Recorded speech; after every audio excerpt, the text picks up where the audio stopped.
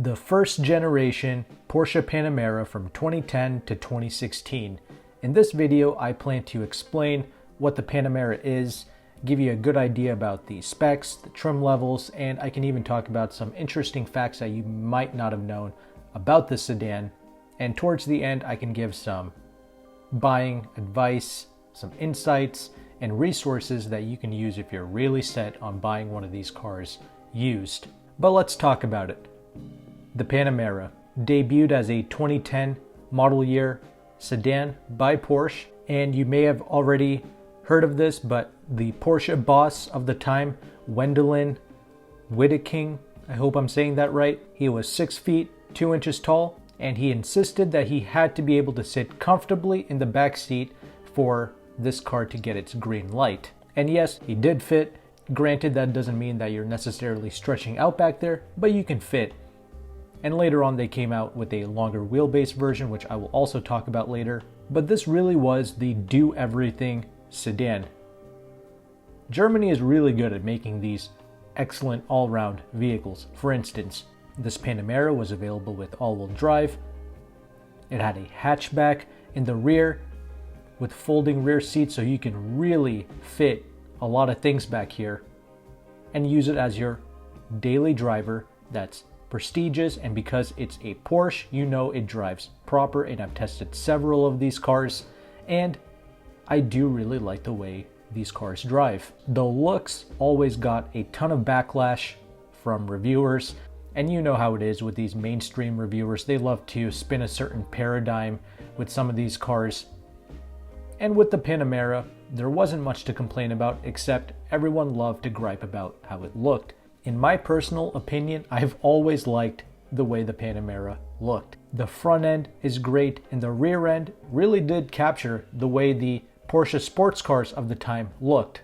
They all had that similar type of rear taillight design, and the Panamera adopted that. And I like the fact that this car looks unique, it stands out, and there's nothing else really like it out on the road.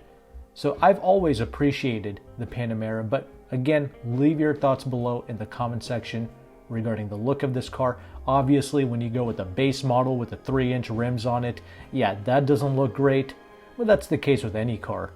I think that was a pretty good introduction. Now let's go ahead and let's talk about the various model year changes that occurred from 2010 to 2016, and then I can also talk about the trim levels as well, and this will give you a good idea and clarification on the Panamera lineup and the changes that occurred.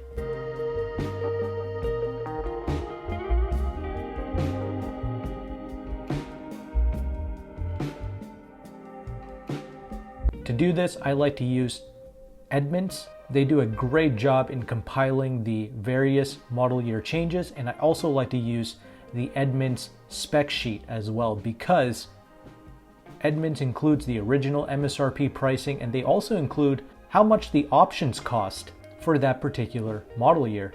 That in and of itself is pretty useful insight, but let's go through it. In 2010, that's when the car was unveiled. However, it was only available as a V8 when it first came out. You had the 4.8 liter naturally aspirated V8 with 400 horsepower, and we had the Panamera Turbo that came with 500 horsepower. These were your two engine options in 2010 when the car got unveiled. Moving on to 2011, that's when they introduced the new V6 powered Panamera and some slight cosmetic updates, but that's when you got the Panamera base and the Panamera 4 with all-wheel drive with 300 horsepower and 295 pounds-feet of torque from the 3.6 liter naturally aspirated V6. And at the time, the rear-wheel drive base model could do 60 in about 6 seconds flat, and I'll talk more about the specs a little bit later. But moving on, in 2012, they introduced the Turbo S model along with the hybrid. 2013, they introduced the GTS model, and that was supposed to fill in the gap between the 4S and the Turbo, and this is your more driver-centric Panamera. So I really like the GTS. It's a special model, came with the naturally aspirated V8, but with a little bit more horsepower. So that's one of my most favorite Panameras for the first generation. And 2013 is also when the Platinum model of the Panamera got introduced, and this was for the base V6s. I do like the Platinums because they take the common options that most Porsche owners like to get, like the premium packages, and they roll that into the Platinums, and it's typically sold at a little bit of a discount compared to just getting a base model Panamera and optioning in the premium packages and some of the other commonly chosen options. And the Platinums also just naturally come with nicer wheels, so that certainly helps. Okay, now 2014, that's a pretty big year because you get a refresh in the styling, and this is my most favorite looking first gen Panamera. I love what they did with the rear taillights. It just looks elegant. Once again, it stands out. It doesn't look like every other car out on the road. Some say that it still looks a little awkward, but I don't care. I think that's what makes it stand out. A Rolls-Royce, for instance, is not a pretty looking car, but it certainly demands attention. And I think the same applies here with the Panamera, and this 2014 refresh only helps. But other things, okay, we get the long wheelbase executive body style in 2014, along with the plug-in SE hybrid variant. We have a new twin-turbo 3-liter V6 that replaces the naturally aspirated 4.8-liter V8 found in the S models. And every Panamera in 2014 gets the variable ratio steering rack. And for whatever reason, they've done away with the Turbo S model in 2014 just for this year, and the base model, the GTS, and the regular Turbo all get a slight power bump for 2014. So this is a big year for the Panamera. In 2015, the Turbo S comes back with even more horsepower. You got 570 horsepower from the twin turbo V8, and all the Panameras are now going to come standard with satellite radio, HD radio, and Porsche online services. And finally, the turbo model in 2015 gets standard LED headlights. 2016 marks the final year for this generation of the Panamera, and changes are minimal. You do get a new edition model for the base Panamera and the Panamera 4 with different styling and certain standard equipment. So it's almost like getting a platinum Panamera, if you will. That's what the edition models were. And we also have a new Panamera exclusive series, which is a limited production, fully loaded Turbo S with additional hand finish details and customization possibilities. So let's summarize here. You have your base model Panamera that started out in 2011 actually, and we also had the Panamera 4, we had the S model, the 4S, the GTS, the Turbo, and the Turbo S. That's the hierarchy. And of course we also had the hybrid models as well, which I will also talk about in another segment.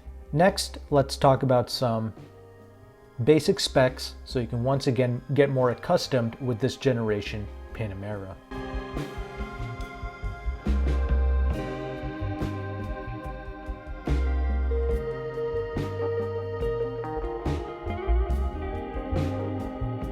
Okay, once again, I am using the Edmunds website. They do a great job in compiling the official manufacturer specs, but they also include things like pricing for both the MSRP and also the options. So I'll start out with the 2011 model year, and when these cars came out, a base model started around $74,400, and the price just kept going up. To get an all-wheel drive, add about $4,000 to that price. An S model with the V8 was about 90 grand, about 94 grand for the 4S, and the turbo model was over $135,000. And keep in mind, this car is like 13 years old at this point, so these prices were insane for that time. In fact, the car literally came out during a recession. Anyway, you got your 3.6 liter V6 with 300 horsepower, 295 pounds-feet of torque. It was really easy at the time to identify the horsepowers because the base model made 300 horses, the S model was 400, and the turbo was 500 horsepower, so 300, 400, 500. Premium fuel was required for all of the engines, and the base model was the most efficient with 18 mpg in the city, 27 out on the highway. We had a 26.4 gallon fuel tank, which is pretty massive, and this was mated to the 7-speed PDK dual clutch transmission. You have your double wishbone front suspension and a multi-link rear suspension, and the overall length of this car was 195.6 inches long total, with a 115-inch wheelbase almost. So it's a sizable car, but the Panamera was positioned between something like a BMW 5 Series and a BMW 7 Series. It was kind of in the middle of the mid-size and the full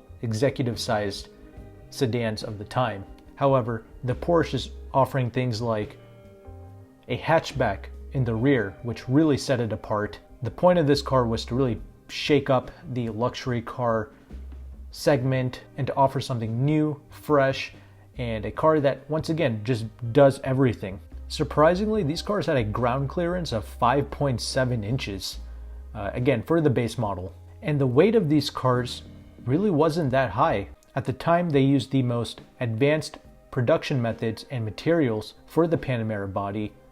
This included things like light alloys, such as aluminum and magnesium, and certain plastics.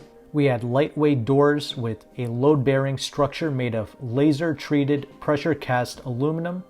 And before I continue, I just want to let you know, this is actually from Motor Trend at the time. In 2009, they essentially just copied and pasted the official press release from Porsche. So this was a huge help. The problem with doing these used car videos is a lot of manufacturers, they tend to scrub a lot of the information from their website, so it's really hard to get good quality information on these cars. So I'm glad that Motor Trend compiled this information for us. But let us continue, all right? With the lightweight aspects, we had a aluminum outer skin and a door window frame that was made of thin-walled pressure cast magnesium. And a base model rear-wheel drive Panamera only weighed 3,880 pounds. I mean, you have to think about it. This is for a relatively large sedan that carries adults comfortably, and it weighs in at under 4,000 pounds.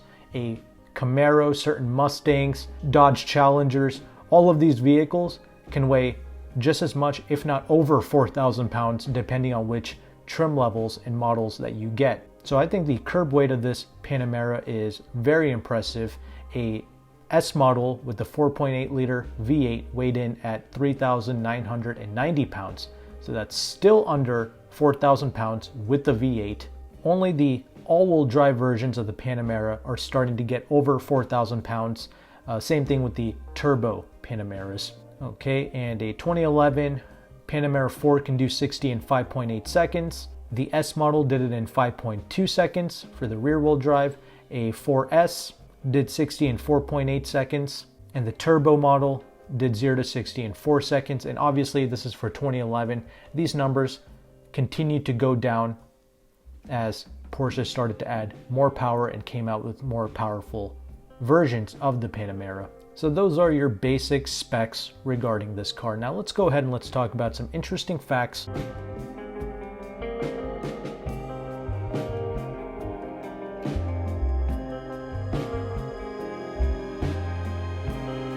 Now let's talk about some interesting facts regarding this first generation Panamera, but as I mentioned before, there's not a lot of great technical information out there because, once again, Porsche and a lot of other companies, they tend to scrub the information for their older products.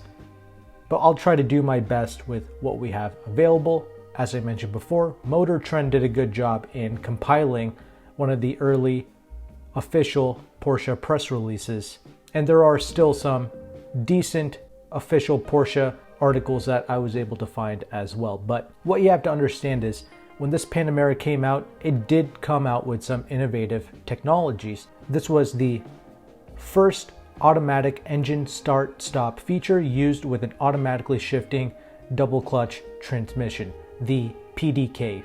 And it was also the first car to offer air suspension with additional air volume on demand. And the Porsche Panamera Turbo came with the active aerodynamics with the multi-stage adjustable rear spoiler that deployed when needed. And fuel efficiency and reducing emissions was a key aspect and a goal with the Panamera. So every engine came with the direct fuel injection, the DFI. Another thing I really liked was the Porsche engineers, they engineered the sound of the engines through the exhaust system, the air intake, and also the aerodynamic acoustics. And that's the thing, no matter which engine you go with, even the V6s or the V8s, they all have a excellent high quality sound about them. They don't have the cheap raspy tone to any of their engines, and I really do appreciate that. The very famous PDK dual clutch transmission that came standard on every Panamera, and definitely a first for its market segment. And this was not only for performance but also to enhance the fuel economy. They're saying that this PDK is more efficient than the conventional automatic transmission. Not sure how true that is for today, but at least for its time, that's what Porsche claimed.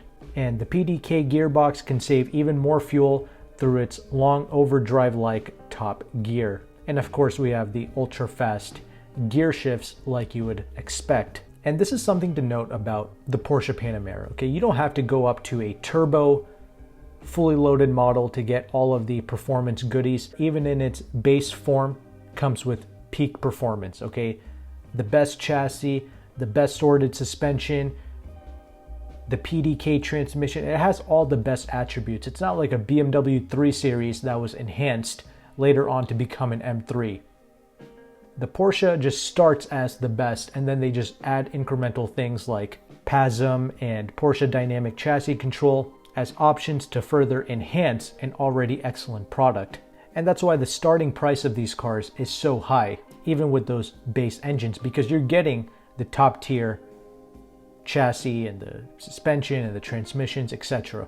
As mentioned before, this is a hatchback, and we had a huge cargo capacity of 15.7 cubic feet when you had the seats up, but when you folded the seats down, you had 44.6 cubic feet of space. So SUV-like practicality. And that certainly set it apart from the competition at the time. And some other interesting facts to note: the Panamera won an award. It was the Ward's Auto Interior of the Year award for 2010, and that's spelled W-A-R-D, Wards. And this is true, just about everybody at the time loved the interior space. It was solid, it was well built, it looked and felt premium. It had that massive stack of buttons in the middle, but whatever. It was still a great place to spend time, and the same basic layout continues even in the current generation of Porsches. But now we have more touch screens and touch haptic buttons replacing the physical buttons. And this was also Playboy magazine's 2010 car of the year.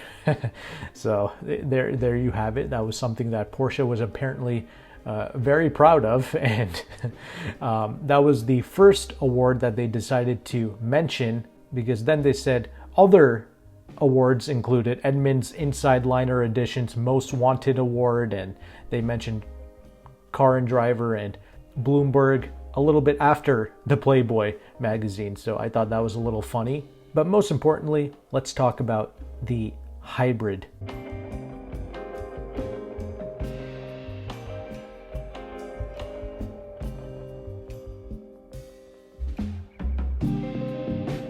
Again, a lot of talk about efficiency.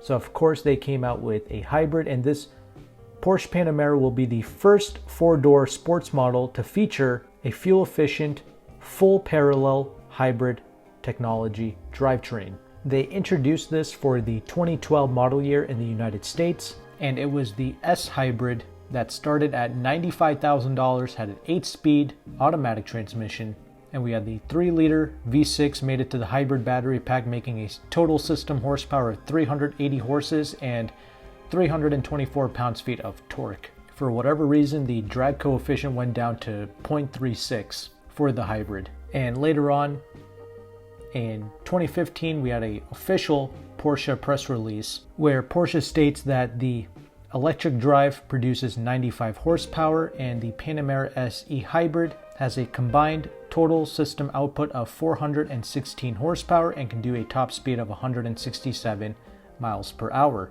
It can do 0 to 60 in about 5.2 seconds. And we have a EPA fuel economy rating of 50 mpge with an all-electric range of 15 miles. And the parallel full hybrid system that Porsche developed has a coasting feature at higher speeds, which allows the engine to turn off to save fuel and engage the energy recovery system, which restores electricity to the lithium-ion batteries. And we had an all-electric top speed of 83 miles per hour. And since this is a plug-in hybrid, you are able to charge this at either 120 volts or 240 volt electrical outlets. And Porsche says that because we have a supercharged V6 engine along with the high torque of the electric motor, we have impressive low-end torque. And if you're charging at 10 amps, the Panamera SE hybrid would be fully charged in 2.5 hours, which certainly is not bad. And as mentioned before, in 2014, that's when they got rid of the naturally aspirated 4.8 liter V8 in the S models, and they replaced that with the 3 liter twin turbo V6 for the Panamera S and the 4S. And so that they can maintain the balance and the smoothness provided by the 8-cylinder, Porsche implemented a balance shaft that offsets the imbalances caused by moments of inertia inside of the V6 engine. So compared to the V8, the crankshaft in this twin turbo V6 has a shorter stroke, and this makes the engine very rev friendly according to Porsche. And we have 2 fast responding turbos feeding the engine with about 17.4 psi, and 2 intake valves per cylinder with different strokes ensures that the air flows into the combustion chamber in the most efficient manner possible for complete combustion, resulting in improved performance and efficiency. They're also saying that the twin turbo V6 is the first V engine from Porsche to have camshafts with variable timing on the exhaust side. So there you go. Those are some interesting facts that I was able to compile and put together. If you have some other interesting facts, please leave them in the comment section below, and if you can share with us your source, that would also be of a great help. Now let's go ahead into the conclusion segment, where I will talk about some used car buying resources and research tips.